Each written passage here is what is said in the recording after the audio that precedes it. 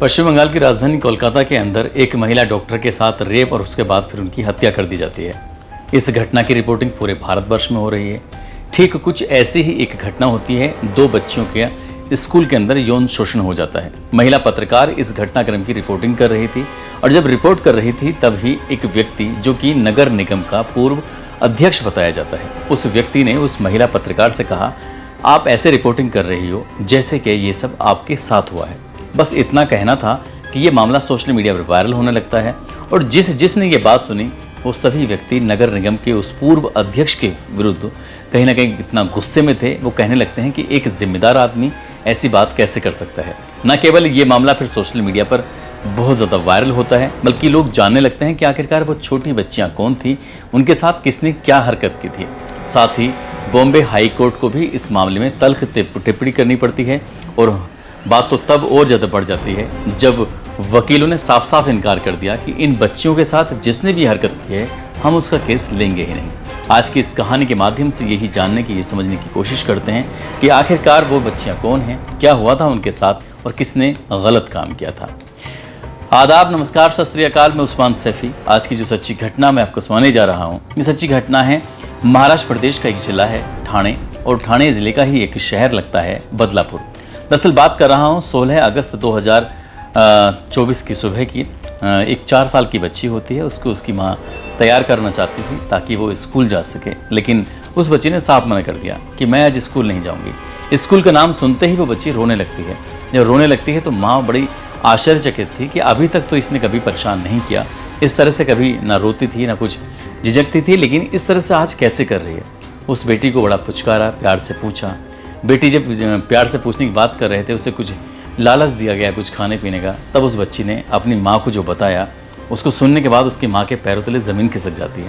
दरअसल वो अपनी माँ से बताती है कि माँ, जो दादा हैं, यानी कि महाराष्ट्र की भाषा में यानी कि मराठी की भाषा में किसी बड़े भाई को दादा के बुलाया करते हैं, तो उनके स्कूल में एक सफाई कर्मचारी होता है, उसने उस लड़की के कपड़े उतारे और उसके प्राइवेट पार्ट को छुआ। जब ये बात माँ ने सुनी, माँ ने अपने पति को बताई। उसके बाद तो ये बात फिर इतनी ज़्यादा मतलब तकलीफ देह होती है कि वो करें तो क्या करें, उस बच्ची को स्कूल भेजें ना भेजें, तमाम तरह के सवाल जहन में गूंज रहे थे। इसी बीच में उन्होंने अपने एक और जो इसी क्लास में पढ़ने वाली बच्ची होती है, उसके माता पिता से बातचीत करने की कोशिश की। जैसे उनसे बातचीत करते हैं तो वो कहते हैं कि मेरी बच्ची भी कुछ इसी तरह से परेशान है, वो भी स्कूल जाना नहीं चाहती है। बात स्कूल जाने की करते हैं तो रोने लगती है।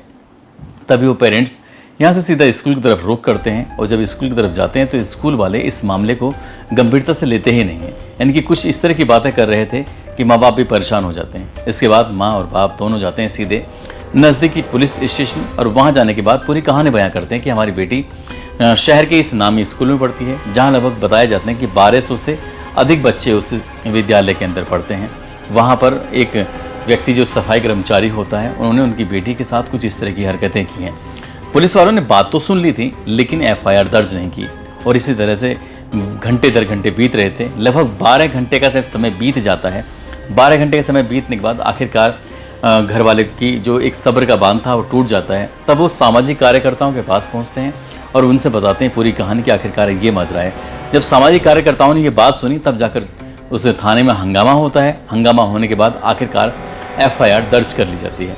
अब FIR तो दर्ज हो जाती है, लेकिन पुलिस जब इस मामले की पड़ताल करने के बारे में पता चलता है तो 17 अगस्त 2024 को आखिरकार उस व्यक्ति को, जिसका नाम अक्षय सिंधे होता है, जो कि मुंबई से लगभग 50 किलोमीटर दूर एक खरवई गांव होता है, वहां का रहने वाला होता है। हालांकि वो मूल निवासी कर्नाटक का गुलबर्गा इलाका होता है, वहाँ रहता है, लेकिन फिलहाल वो माता पिता के साथ इस मुंबई से खरवई गाँव में रह रहा था, जहाँ उसके माता पिता, उसके भैया और भाभी, ये सब लोग रह रहे थे। 1 अगस्त 2024 को ही इसने इस विद्यालय में किसी प्राइवेट कंपनी के माध्यम से ज्वाइन किया था और इसका काम था कि बच्चे जो टॉयलेट की तरफ जाते थे उनको लेके जाना, उन बच्चों को टॉयलेट की तरफ वापस लेके आना, इस तरह की जिम्मेदारी होती है।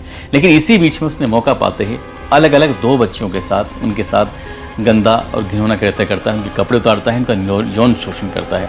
जब ये बात उन बच्चियों को डराया जाता है, धमकाया जाता है, उनसे कहा जाता है कि किसी से इस बात को कहने के जिक्र मत करना, लेकिन वो दोनों लड़कियां वो डर जाती हैं, सहम जाती हैं। और ये बात होती है 12 अगस्त और 13 अगस्त, 2 अलग अलग दिनों में ये काम करता है। उसके बाद फिर 14 और 15 अगस्त को स्वतंत्रता दिवस मनाया जाता है और 14 अगस्त को भी स्कूल में कुछ ना कुछ प्रोग्राम ही थे। लेकिन जब बच्ची 16 अगस्त को विद्यालय जाने के लिए तैयार की जाती है तो वो जाती नहीं है, तैयार नहीं होती है। पुलिस ने जब इस मामले में और जांच पड़ताल करने की कोशिश की तो पता चलता है कि इस व्यक्ति, जिसका नाम अक्षय सिंधे होता है, जिसने इन बच्चों के साथ यौन शोषण किया है, दरअसल उस व्यक्ति की 3 शादियां हो चुकी हैं। इसे 24 साल की उम्र में 3 शादियां कर चुका है और तीनों की तीनों बीवियां उसको छोड़कर जा चुकी हैं। ऐसा बताया जाता है कि वो वहशी धुरंधर प्रवृत्ति का व्यक्ति है। कुछ इसी तरह से वो महिलाओं के साथ या अपनी बीवी के साथ इस तरह से गंदी हरकत कर रहा था। शायद वो भी छोड़ छाड़ के चली जाती हैं। और स्कूल के अंदर जो इन बच्चियों के साथ ये किया है, अब ये मामला बहुत तेज़ी के साथ पहले बदलापुर शहर में, फिर आसपास के इलाके में, क्योंकि एक तरफ पश्चिम बंगाल की राजधानी कलकत्ता के अंदर ट्रेनी डॉक्टर के साथ रेप होता है, उनका बलात्कार होता है, उनकी हत्या कर दी जाती है और ये मामला पूरे देश भर में सुर्खियां बटोरता है। हर कोई यही जानना चाहता था कि आखिरकार उस महिला ट्रेनी डॉक्टर के साथ हुआ क्या था। पहले SIT टीम गठित की जाती है, फिर इस मामले की जांच पड़ताल करती है, लेकिन लोगों को भरोसा नहीं था कि सरकार शायद इस मामले में पूरी निष्पक्ष रूप से जांच करेगी। फिर इस मामले की CBI जांच कराई जाती है। इसी तरह से हर कोई व्यक्ति जान ही रहा था। इसी बीच में जब लोग जगह जगह धरना प्रदर्शन कर रहे थे, तभी 20 अगस्त 2024 को बदलापुर में भी इस घटना को लेकर जो 2 बच्चों के साथ होता है, विरोध प्रदर्शन करने की बात करते हैं। स्कूल के गेट के ठीक सामने जाकर हंगामा शुरू हो जाता है। बताया जाता है कि कुछ स्कूल के अंदर भी तोड़फोड़ कर दी जाती है। साथ ही जो इस लड़के का जो घर होता है, आवास होता है, वहाँ भी गाँव वाले कुछ लोग पहुँच जाते हैं, वहाँ भी तोड़फोड़ करते हैं। अब यहाँ से बड़ी संख्या में लोग पहुँच जाते हैं सीधे Badlapur railway station. Badlapur railway station जो कि कल्याणपुर और बदलापुर जो रेलवे ट्रैक होता है वो पूरी तरह से ठप हो जाता है। सुबह 8 बजे से ये धरना प्रदर्शन शुरू होता है और शाम 6 बजे तक शायद एक भी गाड़ी नहीं चलती। पुलिस ने भी उम्मीद नहीं की थी कि हज़ारों की संख्या में लोग इकट्ठा हो जाएंगे। सभी की एक मांग थी कि जितनी जल्दी हो सके इस मामले की जांच पड़ताल करने के बाद जो आरोपी है उसको फांसी के फंदे पर चढ़ा दिया जाए, उसे किसी भी कीमत पर बख्शा ना जाए। तो इस बीच में जब हंगामा होता है, तोड़फोड़ होती है, तो पुलिस आखिरकार लगभग 300 लोगों के विरुद्ध मुकदमा भी दर्ज करती है और 72 लोग के आसपास इसमें गिरफ्तार भी कर जाते हैं। जब ये मामला लगातार हाईलाइट होता चला जाता है, सरकार को भी इसमें हस्तक्षेप करना पड़ता है। सरकार को भी आके बताना पड़ता है कि हम इस मामले को फास्ट ट्रैक कोर्ट में लेके जाएंगे, कम से कम समय में इस मामले की जांच पड़ताल की जाएगी। साथ ही SIT का गठन कर दिया जाता है। एक काबिल ऑफिसर जो कि IG रैंक की होती हैं, IPS ऑफिसर, उनको इस मामले की जांच दी जाती है कि आप इस मामले की निष्पक्ष रूप से जांच करिए। जो भी दोषी है, चाहे वो स्कूल है, चाहे वो कर्मचारी है, जितने लोग भी दोषी होंगे उन्हें किसी भी कीमत पर बख्शा नहीं जाना चाहिए। इस बीच में ये मामला चल ही रहा था। 22 अगस्त 2024 को बॉम्बे हाईकोर्ट ने इस मामले को स्वतः ही संज्ञान लिया और उनसे सवाल जवाब बिल्कुल ठीक उसी अंदाज में किए जिस अंदाज में सुप्रीम कोर्ट ने पश्चिम बंगाल की राजधानी कलकत्ता में महिला डॉक्टर के साथ जो रेप होता है उस मामले में करते हैं। जिस तरह से वहाँ माँ और बाप को 3 घंटे तक अपनी बेटी से मिलने के लिए इंतजार करना पड़ता है, ठीक माँ और बाप को यहाँ पर अपनी बेटी के इंसाफ के लिए 12 घंटे तक इंतजार करना पड़ता है कि FIR दर्ज हो जाए। पुलिस वालों से जब यही सवाल पूछा गया कि तुमने ऐसा क्यों किया, इसके पीछे क्या रीजन था, तभी उन्होंने कहा कि साहब हमने अपने जो आरोपी हैं जिन्होंने इस मामले में शिथिलता बरती है, कार्रवाई नहीं की, हमने उनको सस्पेंड कर दिया है। इसमें महिला निरीक्षक सहित 3 पुलिस वालों को सस्पेंड कर दिया गया है और इस मामले में और पड़ताल चल रही है। लेकिन वकीलों ने साफ साफ कर दिया कि जो अक्षय सिंधे है, जिन्होंने लड़की के साथ गंदा और घिनौना कृत्य किया है, हम उस व्यक्ति का केस नहीं लड़ेंगे। लेकिन पब्लिक की यही मांग है कि जितनी जल्दी हो सके इस आरोपी को फास्ट ट्रैक कोर्ट में मामला चलाया जाए और फांसी के फंदे तक पहुंचाया जाए।